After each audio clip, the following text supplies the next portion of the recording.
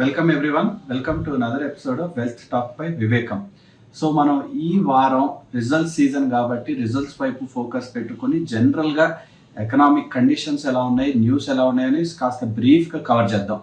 లేటెస్ట్గా చూస్తేనేమో ఎఫ్ఐఐస్ వచ్చి అరౌండ్ $4.1 బిలియన్, అంటే ఈ గత 9 ట్రేడింగ్ డేస్లో $4.1 billion, the longest streak in the last 2 years అని కూడా మనం తెలుసుకున్నాం. న్యూస్ కూడా మీరు చూస్తూ ఉండొచ్చు. అంటే ఈ ఆప్టిమిజం కాస్త వచ్చేసి మార్కెట్స్లో కూడా ఎమర్జింగ్ సెక్టర్స్ వైపు మళ్ళీ ఆ డబ్బు ఏదైతే విత్డ్రా చేశారో తిరిగి రీఇన్వెస్ట్ చేయటం మనం కల్లారా చూస్తున్నాం. కాబట్టి this is all very strong science for Indian economy. Nifty కూడా చూస్తే అరౌండ్ 2.2% పెరిగింది in the last week, again strong science. ఓవరాల్గా చూస్తేనేమో యుఎస్తో ట్రేడ్ డీల్ కాస్త ముందుకెళ్తున్నట్టు న్యూస్ కూడా మనం చూస్తూ ఉన్నాం. ఒక పక్క మనం యుఎస్ బైలాటరల్ ట్రేడ్ డీలే కాకుండా అంటే అందరి కళ్ళు ఉండే యుఎస్ చైనా వైపు కూడా కాస్త స్టెప్స్ ముందుకు వేసినట్టుగా యుఎస్ రీచ్ అవుట్ అయ్యి ఇవన్నీ చూస్తూ ఉంటే కాస్త మనం మళ్ళీ బ్యాక్ టు నార్మల్ ఏమో అని అనిపిస్తూ ఉంది. అండ్ మేబీ మార్కెట్స్ కూడా దాని కైండ్ ఆఫ్ గ్రోత్ ట్రెజెక్టరీ వైపు మళ్ళీ పుష్ చేసే అవకాశాలు ఉన్నట్టుగా చూస్తూ ఉన్నాం. సో ప్రసాద్ గారు, ఫస్ట్ ఆఫ్ ఆల్ అంటే మనం ఇక్కడ రీసెంట్గా జరిగిన కాశ్మీర్ అటాక్ అండ్ దాని యొక్క జియోపొలిటికల్ ఇంప్లికేషన్స్ ఎలా ఉంటాయో కాస్త మనం డిస్కస్ చేద్దాం. కానీ ఓవరాల్ బ్రాడర్ లెవెల్లో మార్కెట్ సెంటిమెంట్కి స్టెబిలిటీ ఎప్పుడైనా సరే మోస్ట్ ఇంపార్టెంట్. ఆ స్టెబిలిటీ తిరిగి వచ్చిందని మనం భావించవచ్చా, లేకపోతే ఇంకా కాస్త టర్బులెంట్ టైం అయినా? ఎప్పుడు కూడా మనకి చూడాల్సింది ఏంటంటే ప్రస్తుతం సిచ్యువేషన్లో జియో పొలిటికల్ ఒకటి, ఎకనామిక్ అడ్వాంటేజెస్ ఒకటి. జియో పొలిటికల్గా చూస్తే కాశ్మీర్లో వచ్చిన క్రైసిస్ అనే కానీ ఈవెంట్ కొద్దిగా మనకి సెట్ బ్యాక్ ఇస్తుందేమో అనుకున్నా కానీ సర్ప్రైజింగ్గా all around the globe support వస్తుంది. ఎంత సపోర్ట్ వచ్చినా కూడా యశ్వంత్, ఇక్కడ మనం గమనించాల్సింది ఏంటంటే ఫారిన్ పాలసీ లెవెల్లో గవర్నమెంట్ టు గవర్నమెంట్ ఎలా బిహేవ్ చేస్తాయి. ఒక గవర్నమెంట్ ఫ్రెండ్లీగానే ఉంటూ ఆ గవర్నమెంట్ కిందకెంత లాగడానికి ట్రై చేస్తూ ఉంటాయి, రకరకాల స్టోరీస్ వినపడుతూ ఉంటాయి. సో ఒక వెర్షన్ చెప్తుంది ఏంటంటే పాకిస్తాన్తోనూ ఆర్మ్డ్ కాన్ఫ్లిక్ట్ అనేది ఈ సమయంలో అంత మంచిది కాదు, because there are lot of western interest who want that kind of unsettling atmosphere to set up in India. ఎందుకు? ఇండియా యొక్క గ్రోత్ను చూడలేక అందరూ కూడా ఇండియాని గ్రోత్ తగ్గించాలి అంటే ఇన్స్టెబిలిటీ తీసుకురావాలి పాకిస్తాన్తో కానీ బంగ్లాదేశ్తో కానీ ఇలా చెప్పడం జరుగుతూ వచ్చింది. దానికి ప్రెసిడెంట్స్ చాలా ఉన్నాయి. అవన్నీ తీసి పక్కన పెడితే మనంతటా మనం ఒకటి ఏం జరగబోతుందో ఊహించి, అలా జరిగితే ఏమవుతుందో కూడా ఊహించి, దాని ప్రకారం స్టాక్ మార్కెట్ ఏమవుతుందో ఊహించడం అనేది ప్రస్తుత సమయంలో నా లెక్క ప్రకారం అనవసరం. ఒక రకంగా చెప్పాలంటే ఇర్రెలవెంట్ కూడా. ఎందుకంటే మనకి మాత్రమే అర్థమయ్యేట్టుగా గవర్నమెంట్ బిహేవ్ చేయవు. కాబట్టి let us try to trust the government and their wisdom and their intelligence to understand what is the best way to respond to a given situation in Pahalgam or Kashmir. కాబట్టి ప్రస్తుతానికి అయితే ఏం చేద్దామంటే ఇవాళ వరకు మనకేమీ తెలియలేదు కాబట్టి ఏమీ జరగబోవటం లేదు మేజర్గా అనుకుందాం. అట్లీస్ట్ మార్కెట్కి సంబంధించి మేజర్గా జరగడానికి ఏమీ లేదు అనుకుందాం. అలా కనుక అనుకున్నట్లయితే ఇప్పుడు నువ్వు చెప్పినటువంటి ఇంట్రొడక్షన్లో చెప్పినట్లుగా ఎఫ్ఐఐస్ ఎందుకు ఇండియా వైపు పరిగెత్తుతున్నారో కూడా అర్థమవుతుంది. ఎప్పుడైతే ఆ మెచ్యూరిటీ గవర్నమెంట్ లెవెల్లో ఉంటుందో, అంటే ఎకనామిక్ ఎన్విరాన్మెంట్ కూడా చెడగొట్టడం అనేది గవర్నమెంట్కి ఇష్టం లేదు అని తెలిస్తే ఫారిన్లో కాదు, ఎక్కడ ప్రపంచంలో ఎక్కడున్నా సరే డబ్బులంతా కూడా ఎక్కడైతే గ్రోత్ ఉందో అక్కడికి రాక తప్పదు. ఇప్పుడు చైనాకి ఎక్స్పోర్ట్ ఆర్డర్స్ పోవడంతో చైనాలో గ్రోత్ ఇంకా అన్యాయం అయిపోతుంది. యాక్చువల్గా అయితే వాళ్ళది 49% కంటే పర్చేసింగ్ మేనేజర్స్ ఇండెక్స్ కూడా విపరీతంగా పడిపోయింది చైనాలో ఫస్ట్ టైం. అంటే that indicates contraction in Chinese economy. చైనాలో అవకాశాలు లేక, సౌత్ ఈస్ట్ ఏషియాలో మిగతా దేశాల్లో అవకాశాలు లేక, అదే సమయంలో ఇండియానేమో బ్రహ్మాండంగా వెలిగిపోయే అవకాశాలు ఉన్నప్పుడు ఎఫ్పిఎస్ రాక తప్పదు. ఈ ఇన్ఫ్లోస్ కూడా తగ్గుతాయా అంటే యుద్ధం లార్జ్ స్కేల్లో వస్తే తప్పితే చిన్న స్కేల్లో వచ్చినా కూడా తగ్గే అవకాశం లేదు అని నా నమ్మకం. అందువల్ల ఆ యుద్ధ భయాలని తీసి పక్కన పెడితే కార్పొరేట్ గ్రోత్ ఎలా ఉందో చూద్దాం. చాలా ఇండస్ట్రీస్ అంటే 2025 మార్చ్ అయిపోయి 1 month కూడా దాటిపోయింది కాబట్టి రిజల్ట్స్ బ్రహ్మాండంగా విపరీతమైన స్పీడ్లో వస్తున్నాయి. కాబట్టి ఈరోజు మనం ఫోకస్ కూడా ముందు కొద్దిగా ఇండస్ట్రీస్ పైన చూద్దాం. అలాగే పెద్ద కంపెనీలు, చాలా పెద్ద కంపెనీలు ఉన్నటువంటి రిలయన్స్ లాంటి కంపెనీని ఒకసారి స్టడీ చేసి ఇండస్ట్రీలో కూడా ఉన్నటువంటి పేర్లు చెప్పడానికి ప్రయత్నిద్దాం. అంటే అన్ని కంపెనీలు, పెద్ద కంపెనీలు తప్ప చిన్న కంపెనీలు కూడా కంపెనీ లెవెల్లో నెంబర్స్ అన్నీ చెప్పవలసిన అవసరం లేకుండా అది ఎందుకు మన ఉద్దేశం ప్రకారం rightly poised for growth, investors ఎందుకు దానిలో ఛాన్స్ తీసుకోవచ్చో చెప్పే ప్రయత్నం చేద్దాం. రైట్ అండి. సో విత్ దట్ మనం ఇందాక ప్రసాద్ గారు చెప్పినట్టుగా ఫస్ట్ ఒక రిలయన్స్ ని విడిగా పెట్టి రిలయన్స్ ని స్పెసిఫిక్ గా డిస్కస్ చేద్దాం. ఆ తర్వాత మీరు చెప్పిన ఇండస్ట్రీస్ వైపు చూద్దాం. రిలయన్స్ వచ్చి లేటెస్ట్ రిజల్ట్స్ డిక్లేర్ చేశారు. అండ్ అగైన్ దీని గురించి కొత్తగా చెప్పే ప్రయత్నం నేనైతే చేయను, కానీ company so big and numbers again are very very good. అంటే లేటెస్ట్ క్వార్టర్ రిజల్ట్స్ చూసినా కూడా కంటిన్యూయింగ్ స్ట్రెంగ్త్ అనేది చూస్తా ఉన్నాం. అండ్ ట్రైలింగ్ 12 months చూస్తే మనకు కావాల్సినట్టుగా అన్ని వెరీ రైట్ డైరెక్షన్ లో మూవ్ అవుతా ఉన్నాయి. అంటే వారి ఆయిల్ టు కెమికల్ బిజినెస్ లో ఏదైతే కాస్త ఇన్స్టెబిలిటీ ఉందో దాన్ని కూడా ఎదుర్కొని వారు ఎంత డైవర్సిఫై చేసుకున్నారంటే డిఫరెంట్ సెక్టర్స్ లో, కన్స్యూమర్ స్పేస్ లో, అలాగే ఈ 5G స్పేస్ లో, వాటిల్లో నుంచి కూడా బెనిఫిట్స్ ఇప్పుడు రేప్ అవుతున్నారు. And it is so big corporation. And latest గా చూస్తే కూడా మనం ఏదైతే రీసెంట్ కరెక్షన్ వచ్చినప్పుడు కాస్త కరెక్ట్ అయిన రిలయన్స్ కూడా మళ్ళీ వారి స్టెబిలిటీ, వారి స్ట్రెంగ్త్ చూపిస్తుంది ప్రైస్ యాక్షన్ లో చూస్తే. సో ప్రసాద్ గారు, ఇంత పెద్ద కంపెనీ అయిన రిలయన్స్ ఎట్ దిస్ జంక్షన్ పెరిగిన రోజులు వచ్చినాయి కాబట్టి పెరిగింది కాస్త ఇప్పుడు ఫేర్లీ వాల్యూడ్ అయిపోయిందని అనుకోవాలా, లేకపోతే ఇంకా చాలా వాల్యూ ఉందా దీనిలో మనం ఎక్స్ప్లోర్ చేయడానికి?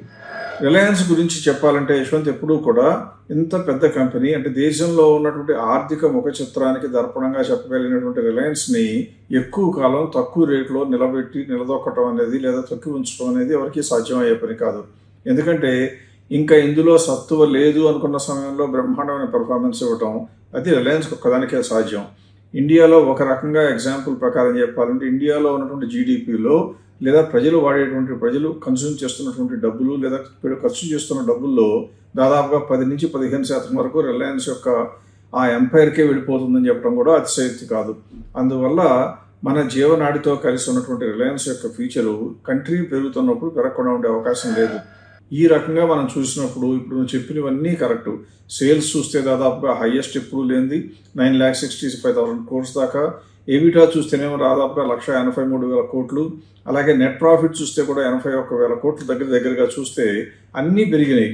కాబట్టి ఏ రకంగా చూసినా బాగుంది. అందుకే ఎప్పటి నుంచో గ్రోయింగ్ అవుతున్న కంపెనీ ఇప్పుడు మనం చూసినట్లయితే ఓకే టు బై అంటే ఎస్ అని చెప్పాం. కానీ చెప్పిన తర్వాత ఎప్పుడు చెప్పాం మనం ఇది రిజల్ట్స్ వచ్చిన సమయంలో. ఇప్పుడు కనుక మనం ఒకసారి చూస్తే ఏప్రిల్ మొదట్లో ట్రంప్ గారి షాక్ మూలంగా తగ్గినప్పుడు మార్కెట్లో బాగా తగ్గినా కానీ అది 1,100 రూపాయల దగ్గర ఉండే కంపెనీ ఆల్రెడీ 30% దాదాపుగా పెరిగి 1,400కు వచ్చింది. ఇక్కడ మనం అడగవలసిన ప్రశ్న ఏంటంటే ఇంకా పెరగడానికి ఛాన్స్ ఉందా అనేదేమో ఆల్రెడీ కొనుక్కున్న వాళ్ళు అడగవలసిన ప్రశ్న. ఇప్పుడు కొనుక్కోవచ్చా అని కొనుక్కుందాం అనుకుని మిస్ అయిపోయి బాధపడుతున్న ఇన్వెస్టర్లు అడగవలసిన ప్రశ్న. ఈ రెంటికి కూడా మనం ఈ వీడియోలో సమాధానం చెప్పడానికి ప్రయత్నం చేద్దాం. ఎందుకంటే గ్రోత్ గురించి ఏ సెకండ్ ఒపీనియన్ లేదు కాబట్టి కంపెనీ పెరుగుతుంది అంటే గ్రోత్లో ఉంది. అందుకే మనకి చార్ట్లో చూస్తే గ్రోత్ అని కనపడుతుంది స్క్రీన్ మీద. ఎట్ ద సేమ్ టైం ఈ కంపెనీకి ఇప్పుడు నుంచి ఇంకా ఎంత పెరగడానికి ఛాన్స్ ఉందా అని చూస్తే ఫెయిర్ వాల్యూ కనుక చూసినట్లయితే 1,691 రూపీస్ ఉంది. ఎక్కువసార్లు మన ఇన్వెస్టర్స్ కూడా ఫెయిర్ వాల్యూ అని చెప్తే అది టార్గెట్ అయినా ఎప్పుడుకి వస్తుంది అంటారు. మన చేతుల్లో ఉండదు ఎప్పుడుకి వస్తుంది అనేది. మనం చెప్పగలిగింది ఉన్న ఫండమెంటల్స్ ప్రకారం దాని యొక్క ఫెయిర్ ప్రైస్ ఎంత, ఎక్కడికి వస్తే మనం అమ్మాలని ఆలోచించాలి అని. అందువలన 1,690 or 1,700 రూపీస్ వస్తేనే అమ్మవలసిన కంపెనీ రిలయన్స్.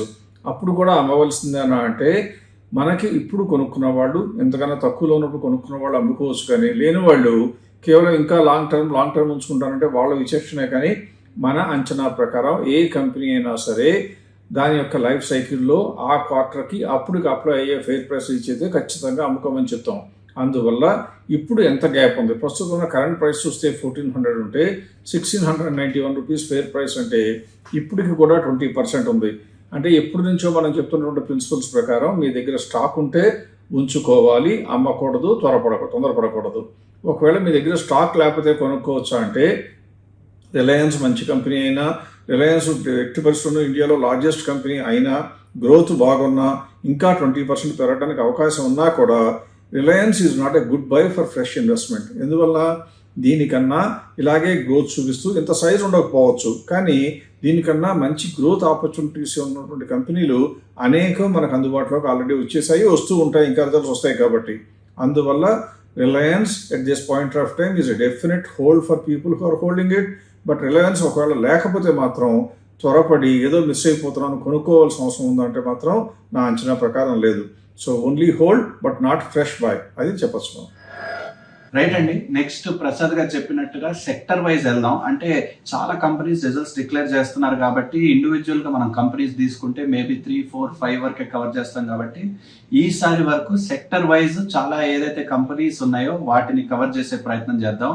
అండ్ వాటిల్లో ఆల్రెడీ రిజల్ట్స్ ఇచ్చి మేబీ ఒక 4 రోజులు అయి ఉండొచ్చు, లేకపోతే వారం అయి ఉండొచ్చు. అప్పటి నుంచి కాస్త ప్రైస్ మూవ్మెంట్ కూడా కొన్ని పైకి లేకపోతే కిందకి కూడా వెళ్ళి ఉండొచ్చు. సో వెళ్ళిన కంపెనీస్ ఏదైతే బాగున్నాయి, రిజల్ట్స్ పెరిగినాయో అవి ఇంకా వాల్యుబులా, లేకపోతే ఆల్రెడీ ఫేర్ ప్రైస్ దగ్గరికి వచ్చేసి స్కోప్ కాస్త తగ్గించుకున్నాయా, అటువంటి కైండ్ ఆఫ్ అనాలిసిస్ ఇస్తే నాకు తెలిసి మన వ్యూవర్స్ అందరికి కూడా definitely they will appreciate. So Prasad గారు సెక్టర్ వైజ్ ఏదైనా 1, 2 లేకపోతే 3 సెక్టర్ కవర్ చేయగలుగుతామా? అంటే మనం వాళ్ళు ఏం చేద్దామంటే యశ్వంత్, ఎప్పుడు కూడా ఇన్వెస్టర్స్కి ఎంత ఇన్ఫర్మేషన్ వచ్చినా కూడా వాళ్ళ ఆకలి సామాన్యంగా తీరదు. అందువల్ల మనం ఏం చేద్దామంటే నేను ఈ అనాలిసిస్లో ఈరోజు ఏ కంపెనీలు, ఏ ఇండస్ట్రీలో కనీసం 3 కంపెనీలు ఉండి రిజల్ట్స్ అనౌన్స్ చేశాయో వాటిని షార్ట్ లిస్ట్ చేయడానికి ప్రయత్నం చేశారు. మొట్టమొదటి స్టెప్ అంటే ఏ ఇండస్ట్రీలో ఉన్న కంపెనీలు 3 కన్నా ఎక్కువ రిజల్ట్స్ డిక్లేర్ చేశాయి, అందులో కూడా కనీసం 1000 కోట్ల కన్నా మార్కెట్ క్యాప్ ఎక్కువ ఉన్నాయే కన్సిడర్ చేస్తూ అందులో ఇండస్ట్రీల్లో ఏ ఇండస్ట్రీలు రిజల్ట్స్ వచ్చిన రోజు దగ్గర నుంచి ఇప్పటి వరకు చూస్తే ఆల్రెడీ పెరిగిపోయాయి అనుకోండి. అంటే ఫర్ ఎగ్జాంపుల్ 10% గ్యాప్ ఉంది ఆ ఇండస్ట్రీలో ఉన్న 3 షేర్లకి అనుకుంటే ఆ 10% ఆల్రెడీ పెరిగిపోయి ఉంటే పెద్దగా అవకాశం ఉండకపోవచ్చు. అందువల్ల ముందు అది చెప్పి తర్వాత మనం ఏం చేద్దామంటే ఈ ఇండస్ట్రీలో దాదాపుగా మేజర్గా ఉన్న అన్ని ఇండస్ట్రీస్ని గురించి కూడా చర్చిస్తూ కేవలం కంపెనీ పేరు, దానిలో ఉన్న స్కోపు చెప్పే ప్రయత్నం చేస్తే ఇన్వెస్టర్స్కి బాగా యూస్ఫుల్ ఇన్ఫర్మేషన్ ఇచ్చినట్టు అవుతుంది. అంటే కంపెనీ గురించి నెంబర్లు మళ్ళీ తరచు చెప్పవలసిన అవసరం లేకుండా అది కొనడానికి అనువుగా ఉందా లేదా, ఎందుకుందో కూడా చెప్పడానికి చేసినట్టు అవుతుంది. మొట్టమొదటి ఇండస్ట్రీసే కనుక చూస్తే యశ్వంత్, స్క్రీన్ మీద కనపడుతున్నట్లుగా ఫార్మాస్యూటికల్స్లో 3 కంపెనీలు రిజల్ట్స్ డిక్లేర్ చేస్తే దాని సేల్స్ ఏమో 4% పెరిగితే ప్రాఫిట్లు 24% పెరిగాయి.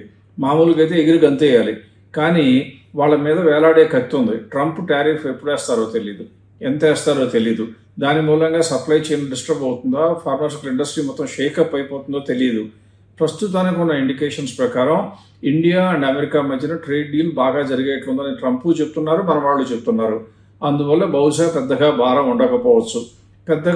ఉండకపోవచ్చు అంటే ఇన్నోవేషన్స్ చేసే కంపెనీలకు పెద్దగా నొప్పి ఉండదు. కానీ మనలాగా కాంట్రాక్ట్ మ్యానుఫ్యాక్చరింగ్ చేసే కంపెనీలు లేదా బల్క్ డ్రగ్స్లో చిన్న మార్జిన్స్తో చేసే కంపెనీలకి వాళ్ళ ఉద్దేశంలో చిన్న మార్జిన్ అన్నా మన ఉద్దేశంలో చాలా పెద్ద దెబ్బ తగలచ్చు. అందువల్ల ఫార్మాస్యూటికల్స్ని ఎక్స్పోర్ట్స్ గురించి ఆ టారిఫ్ గురించి వచ్చిన తర్వాత చర్చిస్తే బాగుంటుంది. ప్రస్తుతం వరకు చూస్తే మాత్రం ఆ ఇండస్ట్రీలో దాదాపుగా ఎంత గ్యాప్ ఉందని చూస్తే ఇప్పుడు కూడా ఒకవేళ టారిఫ్లు ఉండకపోతే మాత్రం బ్రహ్మాండంగా పుంజుకుని దూసుకు వెళ్ళిపోయే అవకాశం కనపడుతూ 46% ఇంకా గ్యాప్ ఉంది.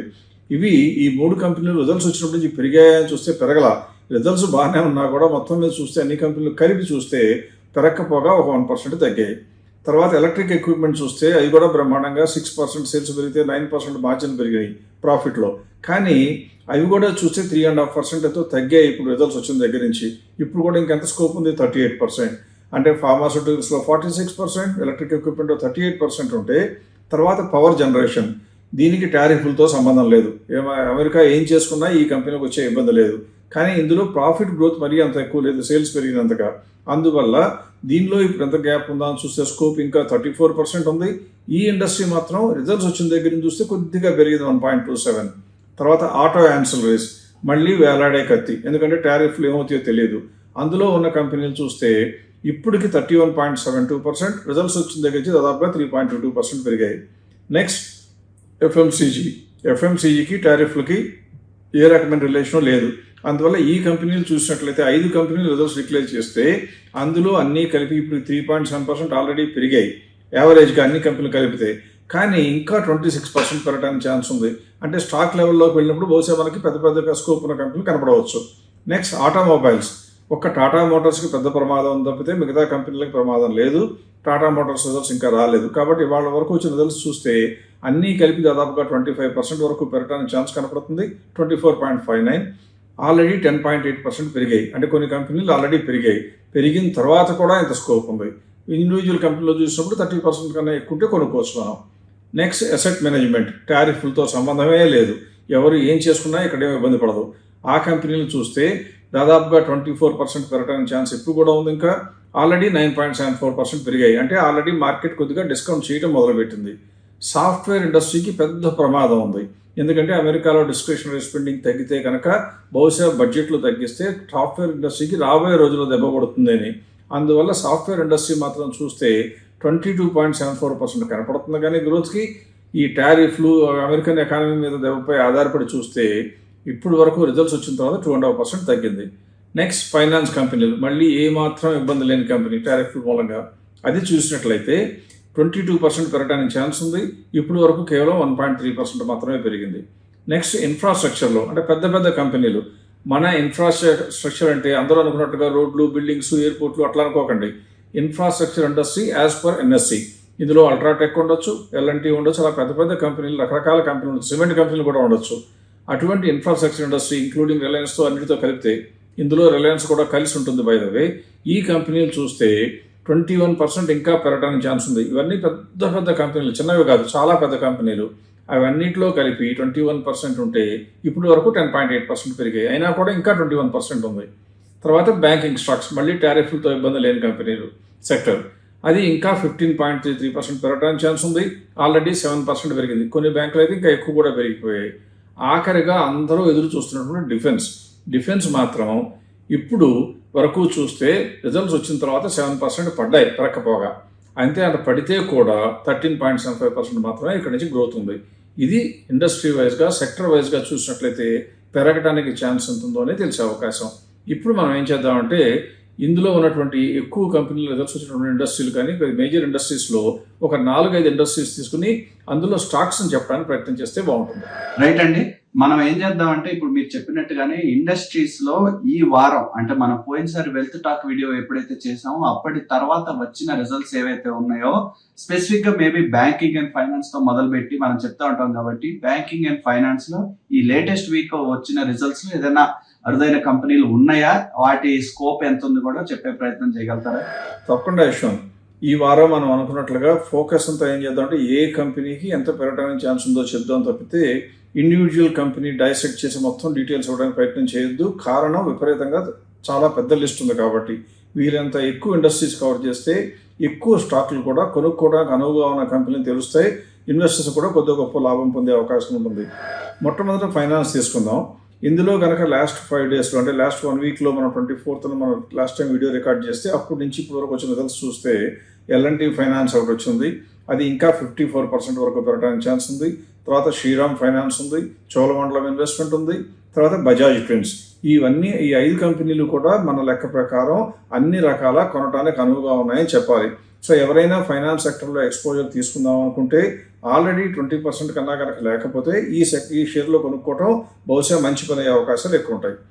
రెండోది బ్యాంకింగ్ కూడా మనం అనుకున్నాం టారిఫ్ల మూలంగా ఇబ్బంది లేని కంపెనీని, గ్రూప్ అని, సెక్టర్ అని. అందులో కనుక చూసినట్లయితే ప్రస్తుతం పంజాబ్ అండ్ సింధ్ బ్యాంక్ వచ్చింది, అలాగే బ్యాంక్ ఆఫ్ మహారాష్ట్ర వచ్చింది, సెంట్రల్ బ్యాంక్ ఆఫ్ ఇండియా వచ్చింది, ఫెడరల్ బ్యాంక్ వచ్చింది, ఐడిబిఐ బ్యాంక్ వచ్చింది. కొన్ని బ్యాంకులు రాలేదు అంటే కారణం అవి గ్రోత్లో లేవు అని అర్థం చేసుకోవాలి. నెక్స్ట్ అలాగే ఎఫ్ఎంసీజీలో కూడా చూస్తే యశ్వంత్ 2 కంపెనీలు మనకు కొత్తగా వచ్చినాయి లాస్ట్ 1 వీక్లో చూస్తే. అది అదానీ విల్మార్. అదానీ గ్రూప్ అందులోంచి బయటకు వెళ్ళిపోయినా కానీ గ్రోత్ కొద్దిగా గొప్ప సస్టైన్ అవ్వగలుగుతుంది టాప్ లైన్లో. అందులో కనుక చూస్తే దాదాపుగా మోర్ దెన్ 32% స్కోప్ ఉంది పెరగడానికి. తర్వాత హిందుస్థాన్ యూనిలివర్ దాదాపుగా ఇండియాలో అగ్రగామి సంస్థ అని చెప్పాలి. దానికి కూడా చూస్తే 34% వరకు పెరగడానికి ఛాన్స్ ఉంది. అలాగే నెక్స్ట్ మనం పవర్ జనరేషన్ కూడా చూడాలి. ఎందుకంటే పవర్ జనరేషన్ అంతా ఇండియాకే ఉపయోగపడే పవర్ కాబట్టి కొద్దిగా గొప్ప బంగ్లాదేశ్, శ్రీలంక లాంటి కానీ ఇచ్చినా కానీ ఎక్కువ మోస్ట్లీ ఇక్కడే ఉండేటువంటి పవర్ జనరేషన్ కంపెనీలు. అందులో 3 అదానీ గ్రూపే. అంతకుముందు మనం ఎన్నోసార్లు అదానీ గ్రూప్కి అగెన్స్ట్గా కూడా ఉండేవాళ్ళం. ఎందుకని అప్పుడు వాల్యుయేషన్స్ ఆర్ టూ ఎక్స్పెన్సివ్ కాబట్టి మనం సపోర్ట్ చేయలేం. ఆ తర్వాత కాలంలో వాల్యుయేషన్స్ దిగిరావటం, హిండెన్బర్గ్ రిపోర్ట్ అనివ్వండి, ఇంకో స్కాండలస్ రిపోర్ట్ కానివ్వండి, ఏదైనా కారణమైనా రియలిస్టిక్ వాల్యూస్కి వచ్చి ఇప్పుడు ఆపరేషన్స్ సరిపడా వాల్యుయేషన్స్ ఉన్నట్లుగా కొద్దిగా దగ్గరలో కనపడుతున్నాయి కాబట్టి ధైర్యంగా చెప్పగలుగుతున్నాం. అందులో అదానీ ఎనర్జీ సొల్యూషన్స్ ఉంది, అదానీ గ్రీన్ ఎనర్జీ ఉంది, అదానీ పవర్. ఇవన్నీ కూడా ప్రస్తుతం ఉన్న వాటిలో మంచిగా కొనుక్కోవడానికి అవకాశం కనపడుతుంది. ఇక ఆ తర్వాత ఇప్పుడు వరకు ఈ వారంలో వచ్చిన రిజల్ట్స్లో మిగిలిన ఇండస్ట్రీస్ అన్నీ కలిపి అంటే ఇప్పుడు వరకు నేను ఒక్కొక్క ఇండస్ట్రీ సెలెక్ట్ చేసి చెప్పడానికి ప్రయత్నం చేస్తే ఇప్పుడు మిగిలినవి కూడా కొద్దిగా గొప్ప కవర్ చేయడానికి ట్రై చేస్తున్నాను. అన్నీ కవర్ చేయలేక కొన్నే కవర్ చేస్తున్నాను కాబట్టి ఇన్వెస్టర్స్ అర్థం చేసుకోగలరని ఆశిస్తున్నాను. ఇందులో అసెట్ మేనేజ్మెంట్ చూసినట్లయితే ఈ మధ్య కాలంలో వచ్చింది నిప్పన్ లైఫ్ ఇండియా అసెట్ వచ్చింది. దానికి ఇంకా 30% పెరగడానికి కనపడుతుంది. నెక్స్ట్ ఆటో యాన్సిలరీస్లోనే మళ్ళీ ఎక్సైడ్ ఇండస్ట్రీస్ బ్యాటరీస్ కంపెనీ, అది కూడా 33% 34 వరకు ఉంది. నెక్స్ట్ టీవీఎస్ మోటార్ కంపెనీ, స్కూటర్ల కంపెనీ, టీవీఎస్లో స్కూటర్లు తయారు చేసే కంపెనీ, ఇది కనుక చూస్తే 40% కన్నా ఎక్కువ పెరగడానికి ఛాన్స్ ఉంది. అలాగే ఒరాకిల్ ఫైనాన్షియల్ సర్వీసెస్ సాఫ్ట్వేర్ ఇండస్ట్రీకి కొద్దిగా హెడ్ విండ్స్ ఉంటాయి అని భయపడుతున్నా కానీ ఈ కంపెనీ మాత్రం 1% సేల్స్ పెరిగితే 3.65% వరకు ప్రాఫిట్ పెంచుకుంది. అందువల్ల ఈ కంపెనీ ఖచ్చితంగా చెప్పక తప్పటం లేదు. ఆ తర్వాత చూస్తే ఫెర్టిలైజర్స్లో కార్మాండ్ ఫెర్టిలైజర్స్ కన్సిస్టెంట్గా గ్రోత్ చూపిస్తుంది. 4% సేల్స్ పెరిగితే 25% వరకు మార్జిన్ పెరగటం, అందువల్ల ఇది 41.78 లేదా 42% వరకు పెరగడానికి ఛాన్స్ ఉంది. ఆఖరిగా క్రెడిట్ రేటింగ్ ఏజెన్సీస్లో ఉండే క్రిసిల్, ఇది మిస్లేనియస్ కేటగిరీలో పెట్టడం జరుగుతుంది. మనం ఇంకా అప్రూవ్ చేయలేక నాట్ ఎట్ అని పెట్టామంటే మంచిది కాదని కాదు, ఇది టాప్ 30లోకి వచ్చినప్పుడు మనం అప్రూవల్కి వస్తుంది, అప్పుడు ఎస్ అని మార్క్ చేస్తాం. Otherwise this is also good.